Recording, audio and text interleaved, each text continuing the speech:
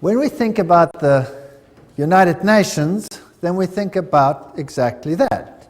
An organization, a political organization bringing the nations together.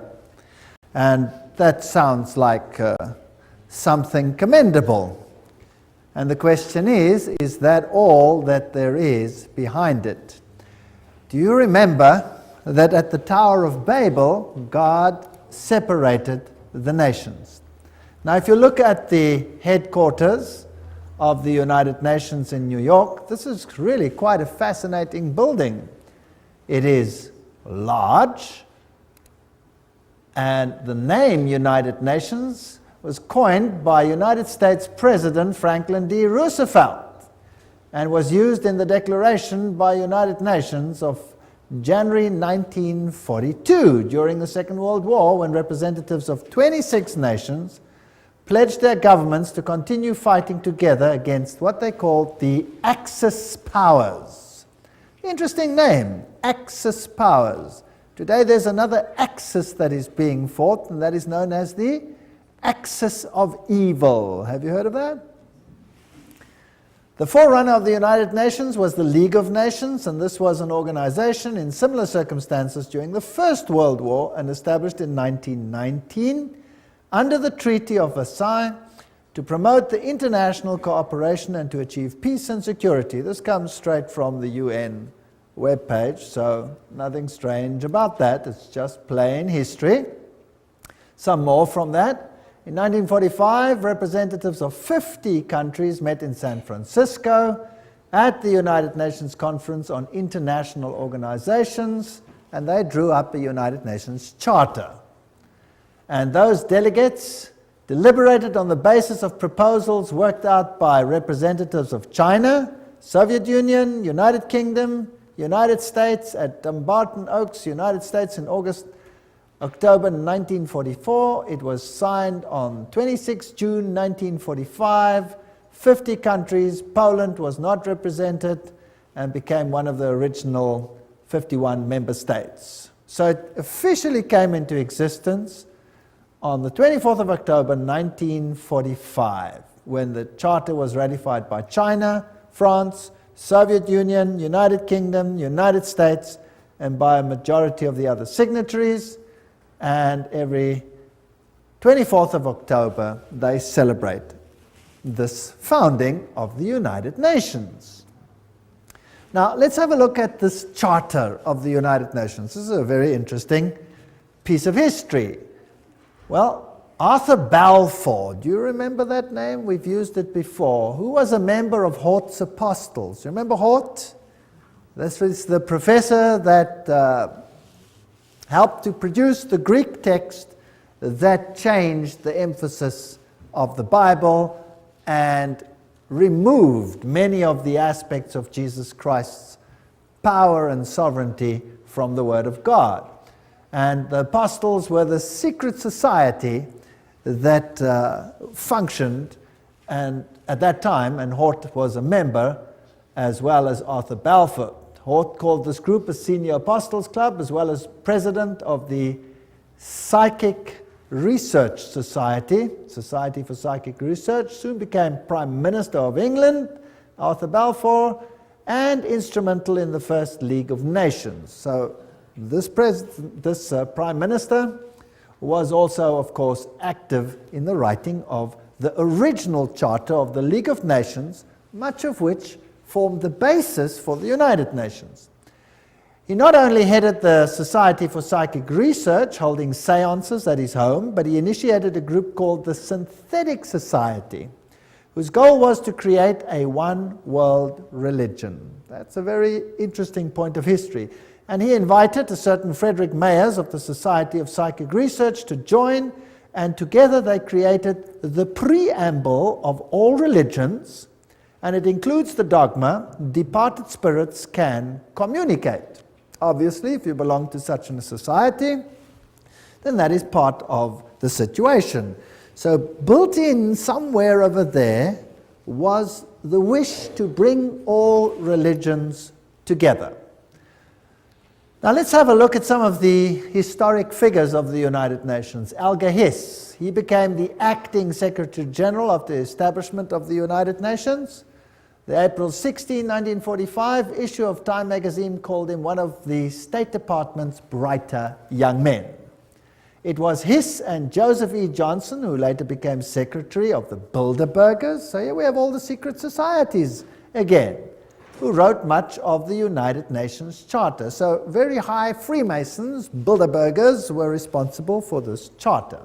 Now we know what they believe. We've already had a lecture on that, and I would refer people back to that lecture. Patterning it after the Constitution of Russia and the Communist Manifesto. This is very interesting. So the Constitution of the USSR is almost identical to the Constitution of the United Nations, for those who did not know that. And there are all the references. Everything that I say is referenced. I'm just reading. So please, nobody get angry with me. Get angry if you want to with whoever set this thing up. I had nothing to do with it. Winston Churchill, the creation of an authoritative world order is the ultimate aim towards which we must strive, and the United Nations formed part of that. Charles de Gaulle, who was also instrumental, nations must unite in a world government or perish. So the big figures involved had this philosophy. Then there is a man, I don't know how to pronounce his name, Trygve Lie. The first official UN Secretary General was a high-ranking member of Norway's Social Democratic Party, which was, by the way, an offshoot of the Third Communist International. And then came a man, Dag Hammarskjöld. And he was the second Secretary General. He was a Swedish socialist. He openly pushed communist policy. And then came U Thant, the third Secretary General, and he was a Marxist.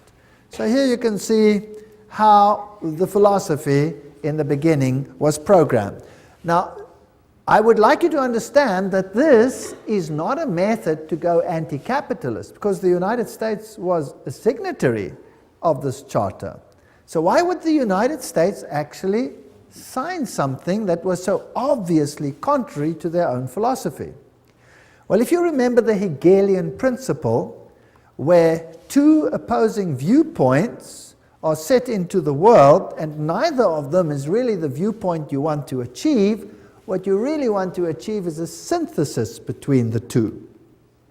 So what you see actually is you see socialists in the overriding capacity of Secretary Generals, although whether they have Marxist leanings or capitalist leanings at that level doesn't make any difference. The method is just to bring about a synthesis, which is the desired government of all of them. So out of this chaos, you eventually get whatever you want. Now, U Thant, he was, of course, one of the earliest Secretary Generals. He said, "World Federalists hold before us the vision of a unified mankind living in peace under a just world order. The heart of the program, a world under law, is realistic and attainable." Just to remind you of what we have said before. And of course, behind the scenes, always, you have the papacy. As you can see in all of these lectures, the papacy always very heavily involved. Here is Pope Paul VI with Secretary General U Thant. Now this man was a Marxist. Or let's rather put it this way. Publicly, he pushed a Marxist agenda. But if he was a true insider, then he had neither agenda, and this was just for an appearance sake, as Hegel also said. So it is not surprising that here we have a handshake with another Secretary General whose name was Waldheim. Now, what was the agenda, or what was the political view of Waldheim? Anybody know? He was a Nazi. Yes. So you can see the Hegelian philosophy coming out here. There you have Marxism, antithesis. There you have Nazism, thesis, in between, synthesis. So it didn't really matter which of the philosophies they espoused, as long as the end result was the same. Pope Paul VI, by the way, is the first one to introduce this bent cross or broken cross. Let's read about what this means. Pope Paul VI wrote a papal encyclical that called on the nations to abandon sovereignty to form a world government. So the Pope himself was behind this and actually called for such a government. And about this twisted cross, here's the quote for you. Paul VI made use of a sinister symbol used by Satanists in the 6th century that had been revived at the time of Vatican II. This was a bent or broken cross on which was displayed a repulsive and distorted figure of Christ, which the black magicians and sorcerers of the Middle Ages had made use of to represent the biblical term mark of the beast. Interesting quote. Yet not only Paul VI, but his successor, the two John Pauls, carried that object and held it up to be revered by the crowds, who had not the slightest idea that it stood for Antichrist. So that's a quote that's very interesting about the broken cross and what it stands for. So these are the figures behind, or the movers of the United Nations. A pope calling for such an order, the Secretary Generals picking it up, reiterating it on both sides of the political divide so that it would seem fair to both sides of the philosophy. Now, what about the spiritual aspect? There's one interfaith organization that is called the Temple of Understanding. And it has a newsletter which is called World Goodwill Newsletter. Founded by Juliet Hollister in 1960, the Temple of Understanding has one of its goals, the creation of a spiritual United Nations. In its work to promote understanding between religions on the basis of the oneness of the human family. Sounds good. The Temple has numbered among its members and supporters such influential world servers as U Tant himself. Well, there's the Secretary General. You can't go much higher than that. Eleanor Roosevelt. That's interesting. Thomas Merton, Jawaharlal Nehru, Anwar Sadat, Radhakrishnan, in addition to the main center of New York. So these are the top movers. So this is not some sort of little organization operating somewhere in the wings. This is a hub organization. And from where did they operate? Well, they were based at the Cathedral of St. John the Divine. That must be getting pretty boring by now, right? Always the same thing. The temple has active chapters in India, in the UK, representatives in Africa, Latin America, Asia, Middle East. This is a universal movement to bring all religions together. Now let's have a look at this interesting cathedral. There it is, the Cathedral of St. John the Divine. The cathedral is located at the 112th Street in Amsterdam Avenue, 1 block east of Broadway, the largest cathedral in the world. That's also interesting. The Cathedral Church of St. John the Divine in New York is the mother church of the Episcopal Diocese of New York and the seat of its bishop. Remember, that's where they had the female Christ and where they have the issue of ordaining homosexual bishops, and all kinds of interesting stuff happen at this episcopacy. Right, a little bit more history. Jim Garrison, president of the New Age Gorbachev Foundation, which was this foundation that was founded by Gorbachev in New York. He said, we are going to end up with the world government. It's inevitable. There's going to be conflict, coercion, and consensus. That's all part of what will be required as we give birth to the first global civilization. So that's the agenda that they have. Philip Jessup, a CFR member, World Court Justice, pretty high up people, writes, I agree that national sovereignty is the root of all evil. So nations will obviously have to relinquish their sovereignty to this organization without it appearing as if they're doing so.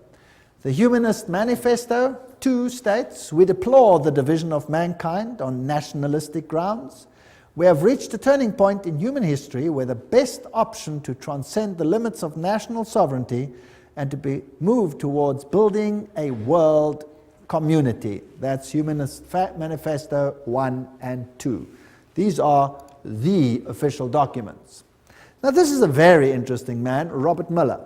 He's the former Assistant Secretary General to the United Nations, but he is today the mover in the spiritual field within the United Nations. He's also called the prophet of hope of the United Nations. He wrote, "We must move as quickly as possible to a one-world government, a one-world religion, under a one-world leader." That's very, very interesting. So these are the top movers. Now, the philosophy, I'm always interested in what the philosophy is and who's behind it. And again, we pick up the same old names over and over and over again. In the Aquarian Conspiracy by Marilyn Ferguson, a survey of New Agers showed that the leading influence on their spiritual awakening was, again, Pierre Teilhard de Chardin. Do you remember who he was? Jesuit priest. You see, they have Catholicism, the Jesuits, the top movers in the United Nations. Now, what did Robert Mueller, the former Assistant Secretary General, have to say? He wrote, "Teilhard de Chardin had always viewed the United Nations as the progressive institutional embodiment of his philosophy." Now, there is a Secretary General saying, or Under Secretary General saying, that the United Nations embodies the philosophy of Teilhard de Chardin. Now, what did Teilhard say? I've mentioned some of his philosophy. We'll look in a little bit more detail again. Teilhard wrote, "Although the form is not yet discernible, mankind tomorrow will awaken to a pan-organized world." Pan-organized world. Well, okay, what else do you have to say? Teilhard de Chardin influenced his companion, Father de Brévry, who inspired colleagues who started rich process of global and long-term thinking in the United Nations, which affected many nations and people around the world. Robert Mueller says, "I have myself been deeply influenced by Teilhard." So the Under-Secretary General of the United Nations, who's today entrusted with the spiritual aspects of the United Nations, plus its education program, says he's influenced by Teilhard de Chardin. And Robert Mueller writes, "Most of all, they taught me happiness," his work. He says, "Any Teilhardian will recognize in this the spiritual transcendence which he announced so emphatically as the next step in our evolution." So there's going to be a spiritual transcendence from what appears to be political over to the spiritual. All right, we've already seen in a previous lecture that he was a French Jesuit priest, a eugenist, a Marxist, a pantheist, a evolutionist. He might have even been involved in the Piltdown hoax. He was a humanist and a proponent of a one-world government, and he's the father of the New Age. So he's a very prominent man, seems to have been very busy. He dreamed of humanity merging into God and each realizing his own godhood at the Omega point. This belief has inspired many of the New Age leaders. In fact, Chardin is one of the most frequently quoted writers by leading New Age occultists. That we've had too when we discussed the New Age movement. But just to remind you, so we can merge into God. This is what the man looks like. This comes straight from the Jesuit web pages themselves. And they'll talk about his evolutionary synthesis, world of the mind and spirit, physical world with the world of mind and spirit, a union of those. And here are a few of his quotes. Just to go into a little bit of detail, this is the spirit of the philosophy of the United Nations. Interesting. "It is a law of the universe that in all things there is prior existence. Before every form there is a prior but lesser evolved form. Each one of us is evolving towards Godhead." So we are all becoming God. Wonderful philosophy. "What I'm proposing to do is to narrow that gap between pantheism and Christianity by bringing out what one might call the Christian soul of pantheism, or the pantheist aspect of Christianity." That's fascinating. So God is in everything. God is not a separate entity. We ourselves are God, or part of God. If you are a pantheist, that's what you believe. I can be saved only by becoming one with the universe. That's pantheism. It's also the philosophy of Buddhism. I believe the Messiah whom we await, whom we all without any doubt await, is the universal Christ, that is to say, the Christ of evolution. Right, that's Teilhard de Chardin's philosophy. Isn't that interesting? So, unfortunately, I cannot agree with one single iota of that philosophy. It's not biblical. In fact, it's blasphemous. A general convergence of religions upon a universal Christ who satisfied them all. That's what Teilhard de Chardin said, Christianity and evolution. This is his quote. His quote. So a convergence of religion that satisfies them all. And he saw the United Nations as the embodiment of this philosophy. That seems to me the only possible conversion of the world and the only form in which a religion of the future can be conceived. That means everybody must come together. Now, how do you get all the religions to come together and to bury the hatchets and their differences? You create a pain of separation, chaos, that exceeds the pain of unity. Is that understandable? That's how you do it. That's Hegelian philosophy. That is Freemason philosophy. So today we're in the pain stage, and the next phase will be unity or inexplicable pain. That's the choice.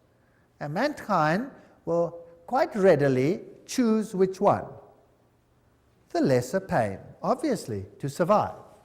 Now let's have a look at all these Secretary Generals and whether they are actually embodying this philosophy or not. This is Dag Hjalmar Agne Hammarskjöld. He was the Secretary General of the United Nations from 10 April 1953 to 1961.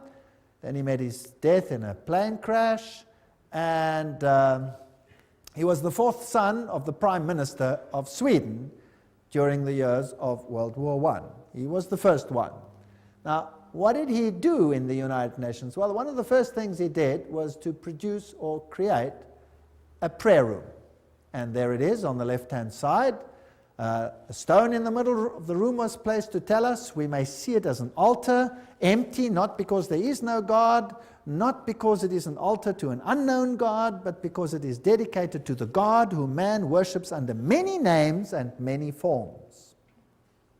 Very interesting. So there is this prayer room with only this stone altar, which is built to be shaped like a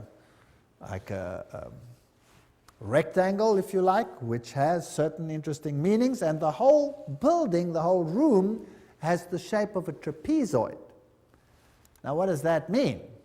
Well, there's also an all-seeing eye, and that symbol that we see over here amongst the Hittites is also the symbol, if you look carefully, of the United Nations, which has the laurel wreath and which has the face up there, which is just replaced with the earth. Now, perhaps the best way to comprehend what the all-seeing eye represents is to examine the architecture of the meditation room of the United Nations building in New York. The meditation room is shaped as a pyramid, a trapezoid. Without the capstone, inside the room is dimly lit, but coming from the ceiling is a narrow but concentrated pinpoint beam of light which radiates down to a bleak stone altar. On the wall straight ahead is a breathtaking modernistic mural that is dynamically endowed with occult symbolism, containing 27 triangles and various configurations, a mixture of black and white and colored background and a snake-like vertical line. At the center is the all-seeing eye, which grips the millions of annual UN visitors with its stark beckoning image of suspicion and omnipresence. This is the quote from Tex Mars. And some more quotes. The meditation room faces north-northeast. To enter the room, one must proceed from darkness into light. Indeed, the middle order of the Satanic Brotherhood is called the Order of the Trapezoid. That's very interesting. And Anton LaVey, who is the founder of the Church of Satan, refers to an occult principle known as the law of the trapezoid. So we seem to have a very occult room here, which is dedicated to a god that can be served under any name. The one that I know has one name. One name. One could tell several moving stories, writes Robert Miller, the spiritual godfather, if you like, of the United Nations and the former Under-Secretary General. One could tell several moving stories of the spiritual transformation of the United Nations has caused to the point that this little speck on earth is becoming holy ground. For example, the rational intellectual economist Dag Hammarskjöld found God at the United Nations and inspiration for his work as a world servant in the mystics of the Middle Ages. Oh, so he didn't find it from the Bible, he found it where? From the mystics. Towards the end of his markings overflow with spirituality and mysticism. There you are, the words of the United Nations themselves, or their representatives, telling us how this inspiration came about. Now let's go back a little bit to Foster and Alice Bailey. These were Alice A. Bailey, the one who received dictated messages from Dwal Kul, and who is known as the prophetess of the New Age. They started a group called World Goodwill, an official non-governmental organization within the United Nations. The stated aim of this group is to cooperate in the world of preparation for the reappearance of the Christ.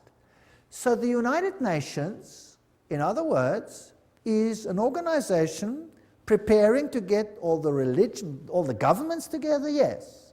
But that is just on a political level. The agenda behind it is to bring all the religions together and to prepare it for the coming of Christ. Which Christ? Not Jesus Christ, but the cosmic Christ, because Jesus Christ is not coming, as we will see in a future lecture, to do what they think is going to happen. Their Christ wants to have a kingdom here on earth, but God says, my kingdom is not of this earth. Now, let's have a look at this man, Robert Miller. There he is, Dr. Robert Miller, former Assistant Secretary General of the United Nations, Chancellor of the United Nations University of Peace, and he's chairperson of the Peace Party 2000. He's a very prominent man. What does he write? Robert Miller. Decide to open yourself to God, to the universe, to all your brethren and sisters, to your inner self, to the potential of the human race, to the infinity of your inner self, and you will become the universe. You will become infinity, and you will at long last, you will be at long last your real, divine, stupendous self. There you have the same philosophy. So what is he saying? That we can become gods. All right, so that is the mover and the shaker of the philosophy of the United Nations. Robert Miller writes in World Core Curriculum the following. Now this is stunning. The underlying philosophy upon which the Robert Miller School, now what is the Robert Miller School? We'll have to come to that. Robert Miller School is the education program for the entire world as will be enforced by the United Nations. That's scary. Let's read on. The underlying philosophy upon which the Robert Miller School is based will be found in the teachings set forth in the books of Alice A. Bailey. Hello? The books of Alice A. Bailey were published originally by Lucifer Publishing Company, which, because of all the flack, they changed to Lucis Trust. Isn't that correct? The school is now certified as a United Nations associated school providing education for international cooperation and peace. Okay, this is big business. So the philosophy is based on Luciferian channeled writings preparing for the coming of Lucifer. And remember what they said. They were quite open about it. Alice A. Bailey claimed evidence of the growth of human intellect along the needed receptive lines for the preparation of the new age can be seen in the planning of various nations and in the efforts of the United Nations to formulate a world plan. From the very start of this unfoldment, 3 occult factors have governed the development of all these plans. Now, can you see why I call the lecture the UN and the Occult Agenda? Because Alice A. Bailey says there were 3 occult plans, and Robert Miller says, yes, we follow the writings of Alice A. Bailey. She did not spell them out, but she did state, within the United Nations is a germ and seed of a great international and meditating reflective group, a group of thinking and informed men and women in whose hands lies the destiny of humanity. Ooh. This is largely under the control of many fourth-ray disciples, if you could but realize it, and their point of meditative focus is the intuitional or Buddhic plane, the plane upon which all hierarchical activity is today to be found. That's about as occult as you can get. What she is saying is that the inner core of the United Nations is controlled by people who are under the control of Lucifer. That's what she's saying. She's saying it's demonic. And it's out of her words, not mine. I'm just reading. That's what's such fun about all of this. Helena Petrovna Blavatsky, founder of Theosophy. She was the forerunner, of course, of the Bailey books. And Theosophy was then taken over by Annie Ward Basant over here, and then taken over by Alice A. Bailey. And here is the great invocation that has to be read and learnt by every child in the future. From the point of light within the mind of God, let light stream forth into the minds of men, let light descend on earth. From the point of love within the heart of God, let love stream forth into the hearts of men. May Christ return to earth. But this Christ is not Jesus Christ. From the center where the will of God is known, let purpose guide the little wills of men. Oh, how neat. It's so derogatory. The purpose which the masters know and serve. What arrogance. From the center which we call the race of men, let the plan of love and light work out, and may it seal the door where evil dwells. This is interesting. Which door is to be sealed where evil dwells? Well, if you know occult science, you'll know that they call light darkness and darkness light, and they say that Jesus is the evil one. We read all those quotes when we did the lecture on that issue. May it seal the door where evil dwells. Let light and love and power restore the plan on earth. Restore what plan? Restore whose plan? And who made it so that it is not restored? Well, who separated the nations? God separated the nations. What is the focus of the United Nations to? Unite the nations. So they want to restore that which the, in inverted commas, evil one happened to mess up with one brilliant move of confusing the languages. Well, just goes to show, one word of God and is confused for 4,500 years. Who's really in control here? Well, here's Annie Basant in her 33-degree Freemason regalia. Co-Masonry, you'll remember we dealt with this issue. The Theosophy textbook teaches immortality, reincarnation, the deity of man. Statements by this Dwal Kul, who also inspired Alice A. Bailey. He talks about Alice A. Bailey, know me still by another name and office, AAB. Alice A. Bailey knows who I am and recognizes me by 2 of my names. Now that's interesting because there are 2 names, and we will see the 2 names in a future lecture, what the names are, and then it gets very interesting. This is a detective story. It's a very exciting one.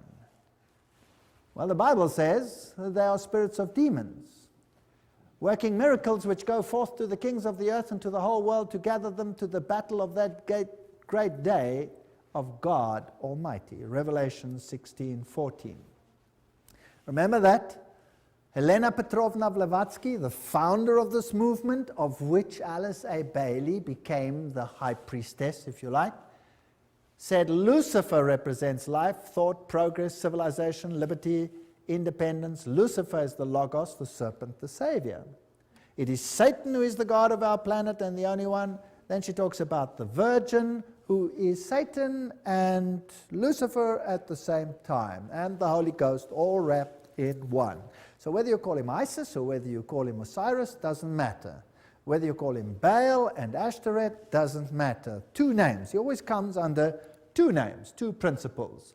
Alice A. Bailey, she succeeded Besant as leader of Theosophy. Her husband was a 32-degree Freemason and also, of course, part of co-Masonry. There she is, priestess and prophetess of the New Age movement, who received these messages from this spirit entity, which has to be a demon, Dwal Kor. Her writings, as we have said, are one of two women to be one of the most prolific writers of modern times. Her main aim, the problems of humanity, getting all humanity together again, and preparing the world for the coming of Christ. And we have read this quote already. I dedicate myself anew to the service of the coming One. One is an acronym in the occult for Lucifer. And will do all I can to prepare men's minds and hearts for that event. I have no other life intention. She writes, the Tibetan, this is now this Dwal Kor, has asked me to make clear that when he is speaking of the Christ, he's referring to his official name as head of the hierarchy. The Christ works for all men irrespective of their faith. He does not belong to the Christian world any more than to the Buddhist or Mohammedan or any other faith. There is no need for any man to join the Christian church in order to be affiliated with Christ. So obviously it's not Christianity. The requirements are to love your fellow men, lead a disciplined life, recognize the divinity in all faiths and all beings, and rule your daily life with love. First of all, he will come to a world which is essentially one world, Alice A. Bailey wrote. So it doesn't even have to be a fully united world. The major effect of his appearance will surely be to demonstrate in every land the effect of a spirit of inclusiveness. Now, I want you to ponder this. This is very important. So his main aim will be to develop a spirit of inclusiveness. And inclusiveness which will be channeled or expressed through him. So his spirit will work to bring this about. All who seek right human relations will be gathered automatically to him. So not all who seek Jesus Christ, no, all who seek right human relations. Can you see the emphasis to mankind again? All who seek these will automatically be gathered to him, whether they are in one of the great world religions or not. So we need a spirit of inclusiveness. But let's continue. All who see no true or basic difference between religion and religion, or between man and man, or nation and nation, will rally around him. Now, those who embody the spirit of exclusiveness and separateness will stand automatically and equally revealed, and all men will know them for what they are. Ooh, nice. What does the Bible say on this issue? The Bible says, come out and be separate. The Bible asks for a spirit of separateness. The United Nations, by its very nature, has no option but to ask for a spirit of inclusiveness. But now, what if the high movers behind the scenes are actually occultists and Luciferians? Wouldn't that be kind of scary? Because who would be the head honcho of the team then, behind the scenes? Satan. Satan would be the head honcho. He would be the main guy. Now the trouble is, this difference, those who say come out and be separate, they're going to be in trouble. Those who say, well, let's be inclusive, they'll be okay. The reply comes with clarity. He will come unfailingly when a measure of peace has been restored. We don't have to have world peace, just a measure of peace. Alice A. Bailey continues, the major required preparation for the coming of the Christ is a world at peace. However, that peace must be based on an educated goodwill, which will lead inevitably to right human relations, and therefore to the establishments on lines of light between nation and nation, religion and religion, group and group, man and man. So the only way we're going to have this community is by putting everybody into the melting pot and becoming one. That means giving up your differences. Discover the members of the new group of world service whenever possible and strengthen their hands. Look for them in every nation and expressing many lines of thoughts and points of view. Remember always that in doctrine and dogma and in techniques and methods they may differ widely from you, but in love for their fellow man, that has become the religion of the new world. Not love for God, love for the fellow man. In practical goodwill and in devotion to the establishment of right human relations, they stand with you. They are your equals and can probably teach you much. So forget all about the religious differences. Promote ceaselessly the work of world goodwill so that every nation may have its own group of men and women dedicated to the establishment of right human relationships.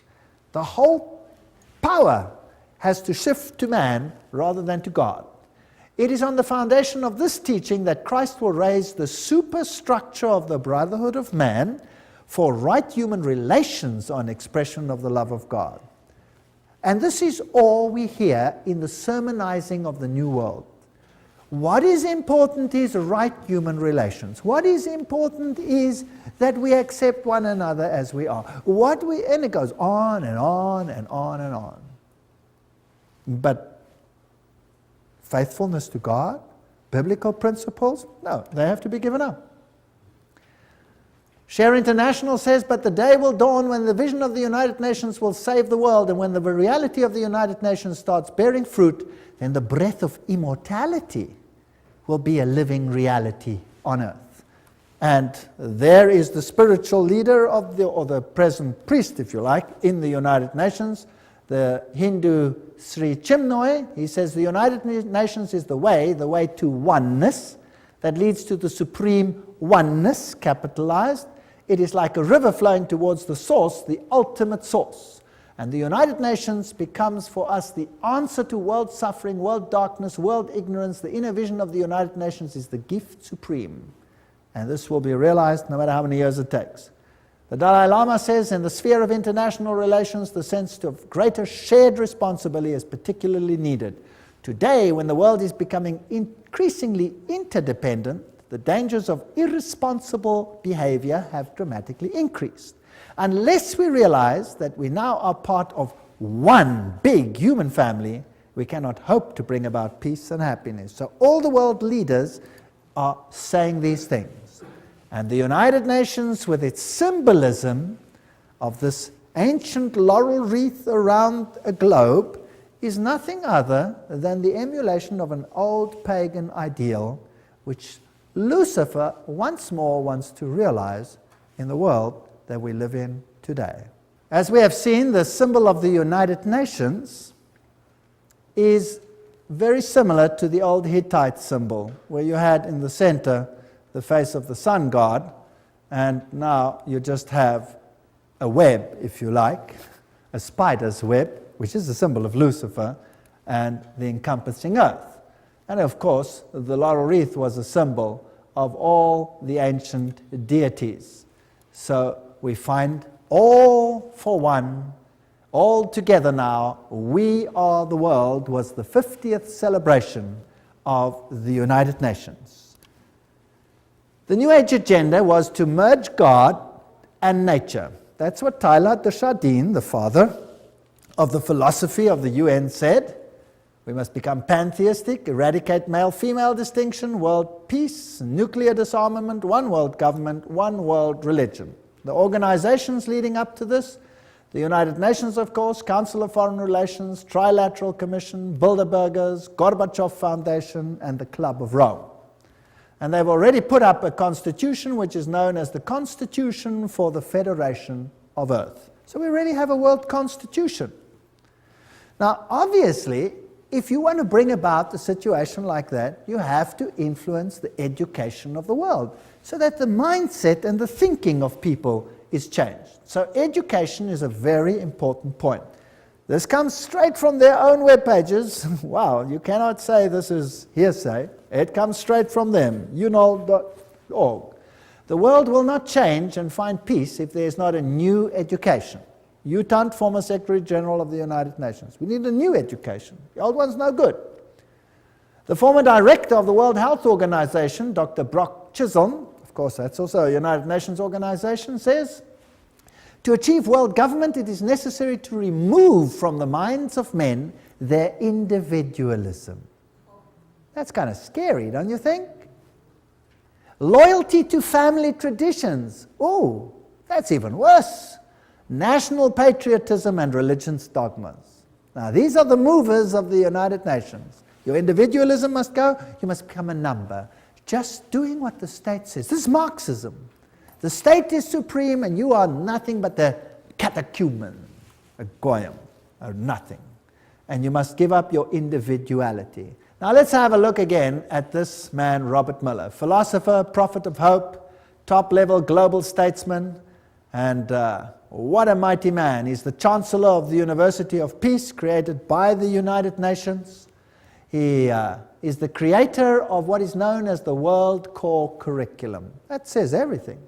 And is known throughout the world as the father of global education. There are 29 Robert Miller schools around the world, more being established each year. World Core Curriculum earned him the UNESCO Peace Prize in 1989. He has recently drawn up a framework for world media coverage. What you see on your television is what you're supposed to see, not what you should see. As a public service as well as a framework for planetary and cosmic consciousness. Wow, so your mindset, your cultural mindset must be changed, your framework for the arts and culture. These are occultists speaking. After all, he said so himself. He says he follows Alice A. Bailey. He's the author of the World Core Curriculum. What does that do? Everything is a quote. Steer our children towards global citizenship, earth-centered beliefs, socialist values, the collective mindset, which is becoming a requirement of the 20th century workforce. Your children will have to be modified. We are living in a frightening world. Robert Miller, what does he write about a World Core Curriculum? He says a World Core Curriculum might seem utopian today, but by the end of the year 2000, have we passed that? Yes. It will be down-to-earth daily reality in, what does it say there? All the schools of the world. Now, believe you me, I have been in the education system. I officially left the education system 1 month ago. And what I have seen in the last few years, the changes are hair-raising. Hair-raising. If that is what is awaiting us, then God help this world. We've already seen, he says, the philosophy is based on Alice A. Bailey. And World Core Curriculum, this is unol.org, that is their own one. What is their teaching? Our planetary home, place in the universe, our place in time, that's all the evolution stories. The family of humanity, that's global humanity, the miracle of individual life, and the coordinating centers of the world, where they all are, the Robert Miller Schools International. What do they teach? Well, they have, for example, the Shaman Institute, and they have all these nice, interesting occult signs for all the things that they stand for. Eleusis, the all-seeing eyes, humanistic psychology. This is one of the Robert Miller School's teaching points. Here is Franco, a shamanic facilitator, astrology, sacred circle operator, author of Initiation and Astro Shamanism. He talks to inner guides. What else? He says the workshop offers practical tools for journeying into ecstatic dimensions, beyond conventional time. He says the program includes shamanic journeys, drumming, ceremonial sharing, soul retrieving, connection with guides and spirits. This is spiritism of the worst kind. This is forbidden in the Bible. No wonder the Bible is not part of this organization's book. Robert Miller says, at the world level, the UN has adopted a world economic development strategy. Food, agriculture, there's a world food plan, a world health plan, a world literacy plan, a world employment plan, a world industry plan. They've got every single detail of our lives sewn up. Now, another organization that's very important is UNESCO. And let's just look at UNESCO. It's a sub-organization of the United Nations. Julian Huxley is the former director of UNESCO. He was Humanist of the Year. He's a theistic philosopher, member of the Communistic Colonial Bureau of British Fabian Society, and signer of the Humanist Manifesto too. That's not a very good recommendation as far as I'm concerned. Some more. Skull and Bones member Archibald MacLeish wrote the UNESCO Constitution. So he must be an Illuminati member, as we saw in that lecture on the secret behind secret societies. So Freemasons helped create the organization, a fervent international MacLeish. He is associated with one worldlism. Here's another one. Niebuhr is UNESCO's co-founder, and he signed CIECOS. Now what does that mean? Which appeared in 1969, and they printed it in the New York Times then. What is CIECOS? These are the founders. It is the position of CIECOS that contraceptive services should be available to all, including minors, who should enjoy the same rights of free and independent access to contraceptive care as do others. It is the position of CIECOS that the use of explicit sexual material, sometimes referred to as pornography, can serve a variety of important needs in the lives of countless individuals. These are nice people up there in the United Nations. No wonder now it is forced curriculum at even junior schools to have explicit sexual details explained, all in the names of preventing sexual diseases, with the most strange and lewd acts which have to be performed. In fact, our universities are granting honorary doctorates to those who are the most perverse on the stage. Yes.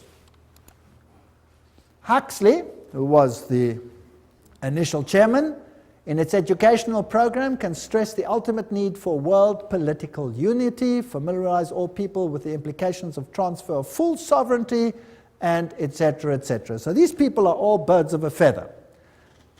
UNESCO explains, if UNESCO is attacked on the grounds that it is helping to prepare the world's people for world government, then it is an error to burst forth with apologetic statements and denials. Let us face it, the job of UNESCO is to help create and promote the elements of world citizenship. When faced with such a charge, let us by all means affirm it from the housetops. That's what UNESCO says itself. So they're not denying anything. Under Huxley's guidance, they prepared a guidebook for teachers. Now, I would like the parents to take a note. Everybody with little children, or have children with little children, take note. What is the United Nations Guidebook for Teachers? It says, reminds them that the destruction of a child's love of country and patriotism is the first step in educating that child for world citizenship.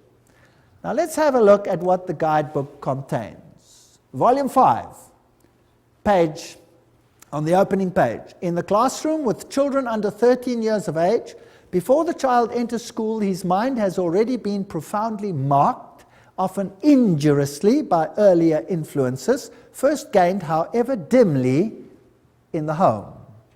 Oh, that's interesting. So this must be changed.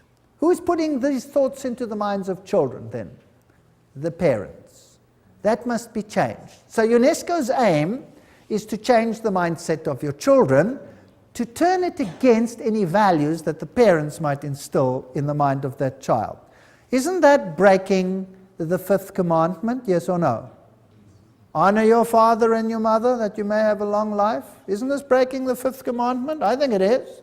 On page 8, the teacher is told, the kindergarten or infant school has a significant part to play in the child's education. Not only can it correct many of the errors of home training, but can also prepare the child for membership at about age 7 in a group of his own age and habits, the first of many such social identifications that he must achieve on his way to membership in a world society.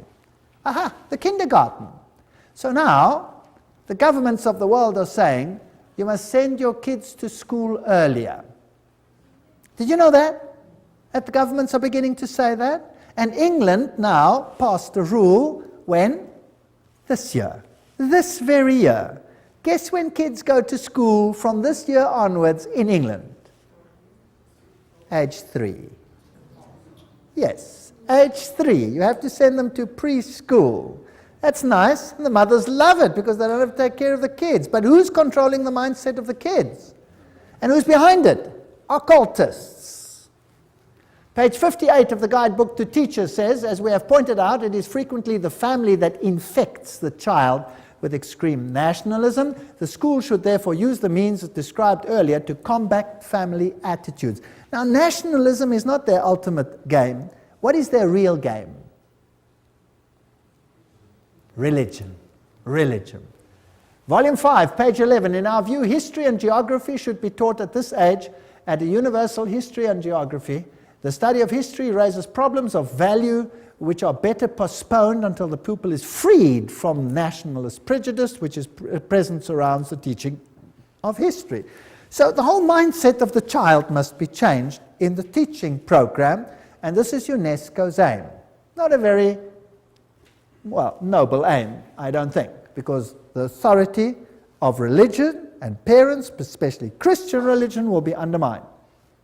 Now another organization comes in, this is called the Finhorn organization, and they promote ecological health and prosperity. Have you heard much about ecology in the world today?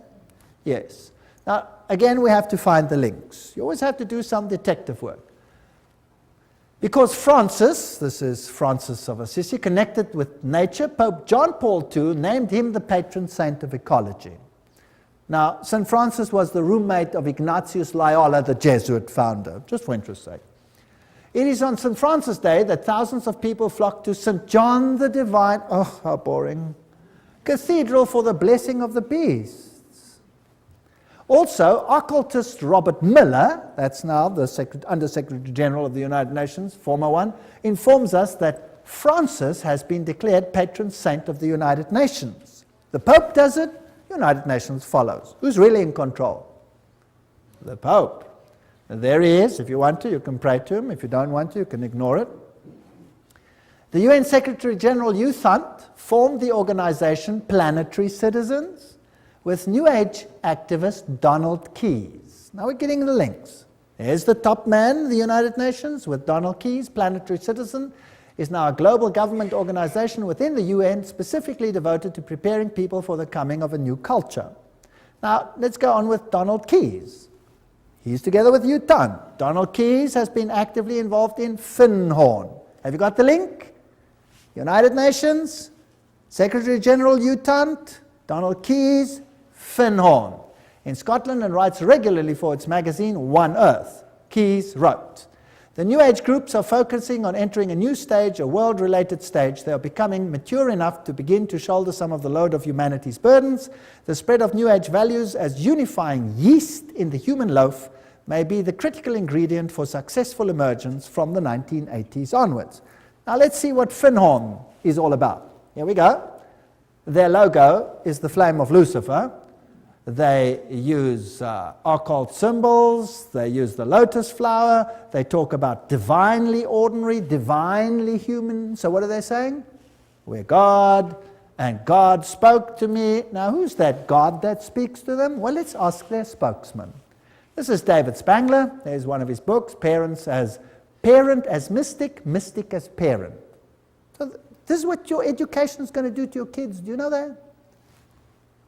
David Spangler, co-director, spokesperson for Finhorn community in northern Scotland. That's what he looks like today. Let's see what he says. He writes in the Reflections of Christ, "The true light of Lucifer cannot be seen through sorrow, through darkness, through the rejection. The true light of this great being can only be recognized when one's own eyes can see with the light of the Christ, the light of the inner sun. Lucifer works within each one of us to bring us to wholeness. And as we move into the new age, which is the age of man's wholeness," they love that word, wholeness, "each of us in some way is brought to the point which are termed Luciferic initiation. The particular doorway through which the individual must pass if he is to come fully into the presence of his light and wholeness, Lucifer comes to give us the final gift of wholeness. So who are these people actually worshipping? Lucifer, directly. Lucifer prepares man in all ways for the experience of Christhood. Oh, we become Christ. And Christ prepares man for the experience of God. But the light that reveals to us the presence of the Christ, the light that reveals to us the path of Christ, comes from Lucifer. He is the light giver. He is aptly named the morning star because it is his light that heralds for man the dawn of a greater consciousness. David Spangler. There he says it, straight out. David Spangler writes, we can take all the scriptures and all the teachings and all the tablets and all the laws and all the marshmallows and have a jolly good bonfire and marshmallow roast because that is all they are worth. Okay. I don't think they like the Bible very much or the law of God. These are the movers and shakers of the United Nations. They're waiting for a new economic order. Well, I'm not going to go into those details. We affirm that the economy of all nations is a seamless web. They want to join it together, and a new international economic order. That's World Goodwill Commentary, all there by itself. We, the members of the United Nations, solemnly proclaim our united determination to work urgently for the establishment of a new economic international order. The whole world is going to be controlled at every single level by these people. A complete change in the world's financial and economic order is imperative. Benjamin Cream, spokesman for Maitreya. So, UN General Assembly says new international economic order. And so we have all these strange happenings. Buckminster Fuller says, don't give me any other job. Just let me be head of the World Food Authority and I'll have the whole world at my feet tomorrow. They're going to use food to create enough tension to make everyone accept this. Benjamin Cream also wrote, the industrialists, economists, administrators of great experience and achievement who with a hierarchy, that's a bunch of demons by the way, have worked out plans and blueprints which will solve the redistribution problems of the world when the political will is there to implement them. So that means when they start stealing from those who have and give it to all the others.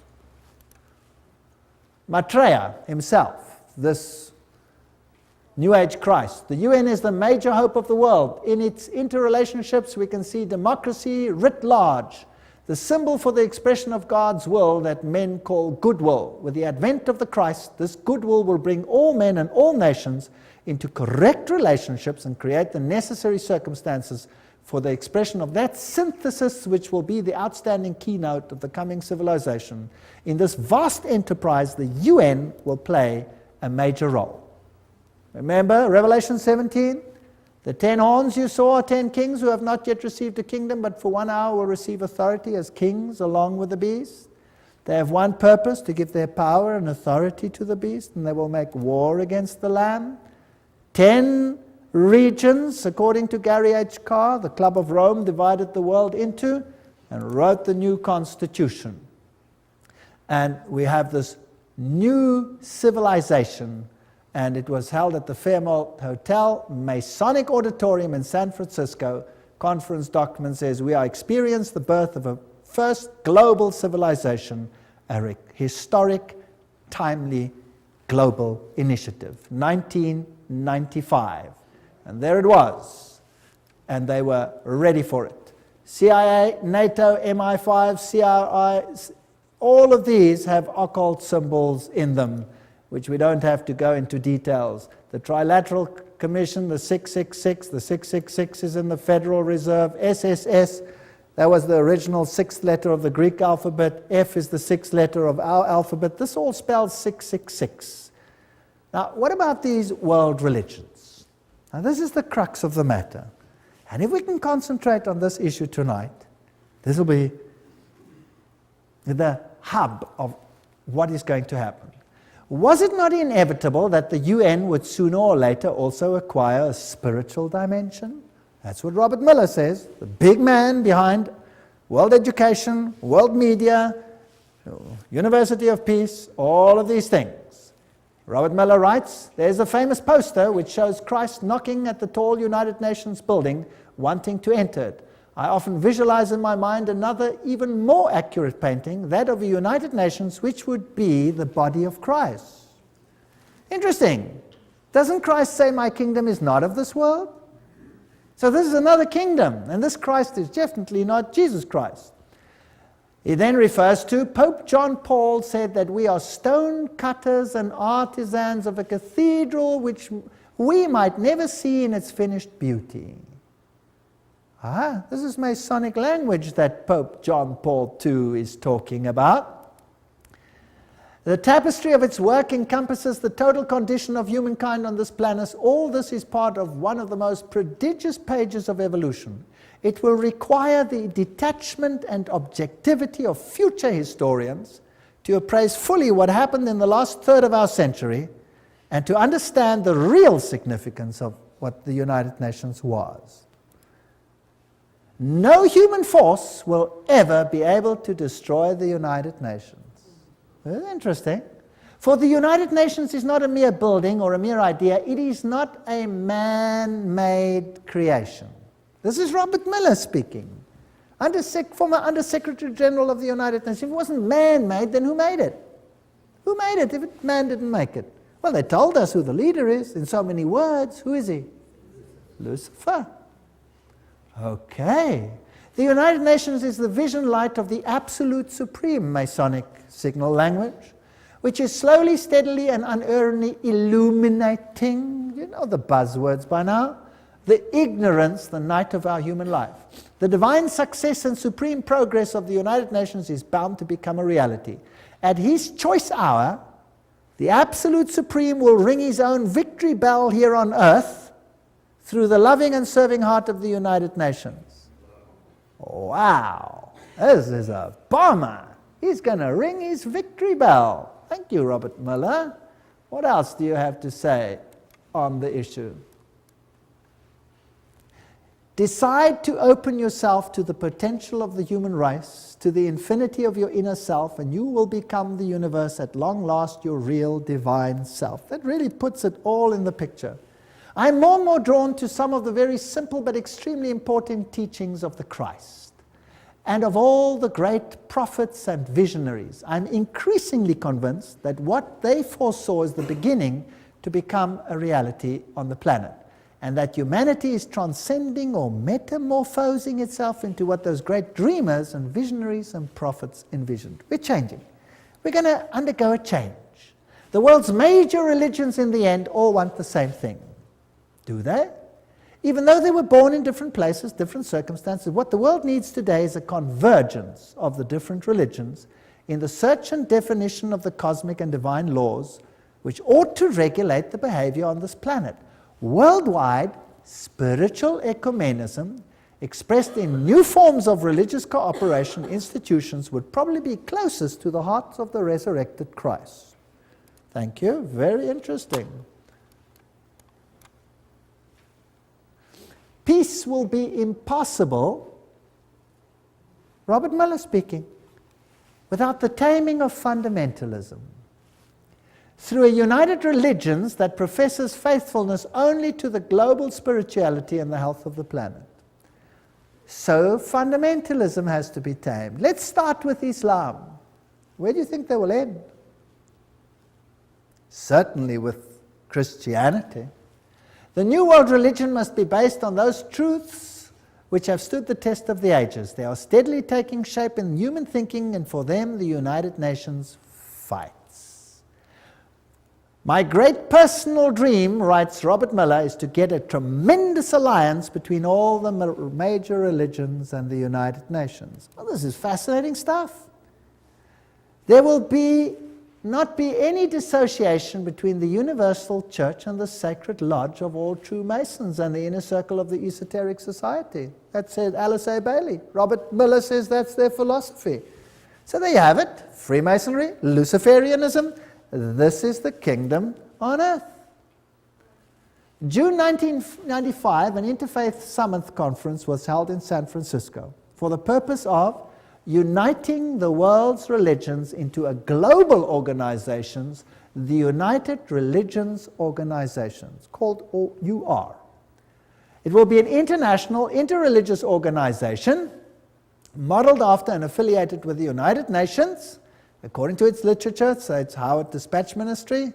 The URO launched its written charter in June 1997. The institution should be fully in place by June 2000, globally operational by June 2005. How far is that off? Oh, that's just around the corner. I get excited. Cooperating closely with the UN and its organizations to complement the UN's political, diplomatic, etc. The Interfaith Conference, Anglican Bishop William E. Swing issued the challenge for a new global civilization. He said, "We stand on the threshold of a new world order that may be defined either by an increasing polarization that fuels a spiral of escalating conflict and violence, or by growing global cooperation that calls the human race to work across national, ethnic, and religious boundaries to serve a larger global good." See where we're heading? Robert Miller, and this is very exciting, Dispatch magazine. "Do not worry if not all religions will join the United Religions Organization." Many nations did not join the UN at the beginning, but later regretted it and made every effort to join. It was the same with the European community. It will be the case with the world's religions, because whoever stays out or aloof will sooner or later regret it. Wow. Now, that's fascinating. Where are we going? Sooner or later regret it. This man over here is Joseph Reed. He's the Under Secretary General of the United Nations currently. And here he's speaking at a huge convention of Seventh-day Adventists. And he's going to tell them exactly who is going to be in control. Let's listen to him. I make this appeal because the United Nations is also your organization, our world organization, your United Nations.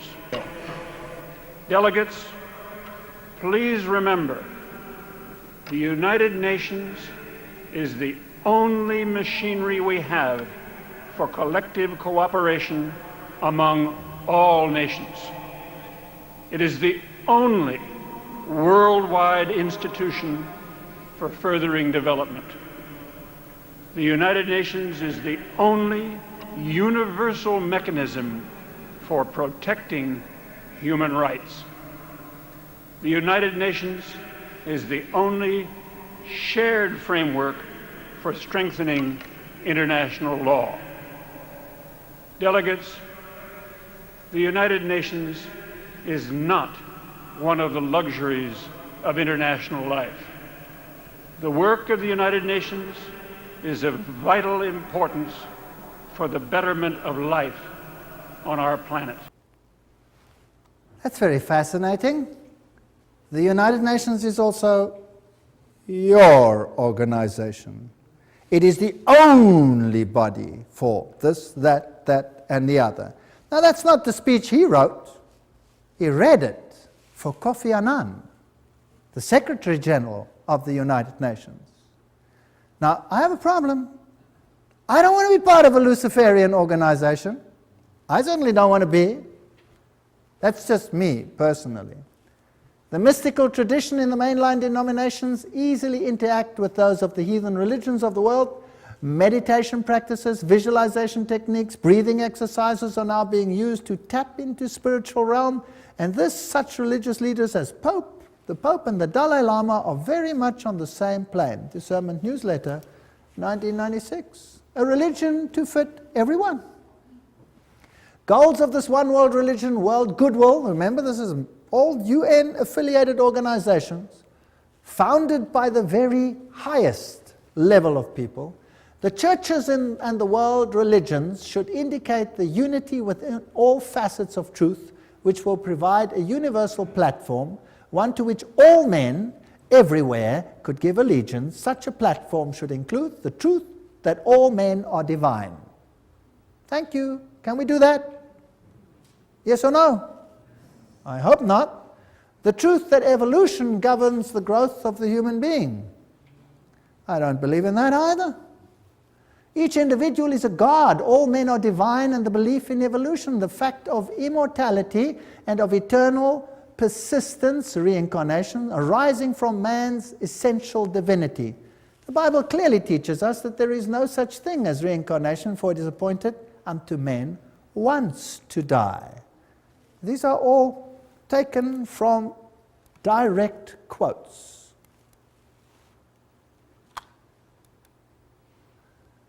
Preparation by men and women of goodwill is needed to introduce new values, new standards, and new attitudes, prepare for a coming world teacher, requirements of a new world order, and a reorganization of social structure. I want nothing to do with that.